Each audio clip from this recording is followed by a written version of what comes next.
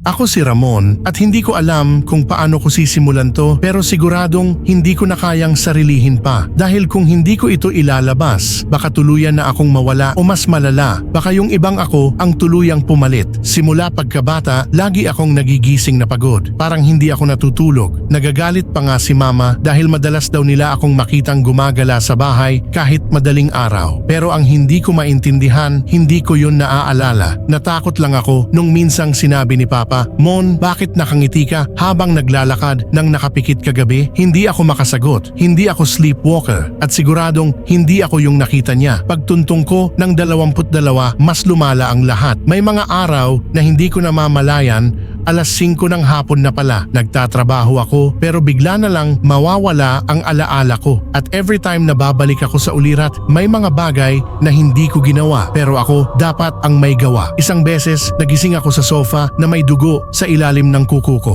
Hindi akin. Hindi ako nasugatan. Nang tumingin ako sa salamin, hanggang balikat ko dapat ang buhok ko. Pero paggising ko, maiksi na. At nasa sahig ang buhok, parang pinutol ng hindi pantay. Hindi ko maalala kung kailan ko ginawa yon o kung ako ba talaga ang gumawa. Umabot ako sa puntong nag-set up ako ng mga CCTV sa bahay. Kinabukasan, nalaman ko ang katotohanan. Hindi ako naglalakad. Hindi ako tulog. May isa pang ako na gumigising habang natutulog ako. Sa video, nakita ko ang sarili kong tumayo pero hindi ako gumagalaw na parang tao, parang bastang marionette na pinapatakbo ng kung anong puwersa. Nakatingin ako sa camera, nakangiti pero yung ngiti na hindi ko kayang gawin kahit pilitin ko. At ang pinakakinilabutan ako, sa video, sinabi nung ako mahina lang pero malinaw, ako ang tunay, hindi ikaw. Simula noon, tuwing gabi, nararamdaman kong gising siya. Parang may presensya sa likod ng isip ko na hindi ko kayang kontrolin at unti-unting lumiliit ang oras ko sa mundo. Mas madalas na siyang gumigising kaysa sa akin.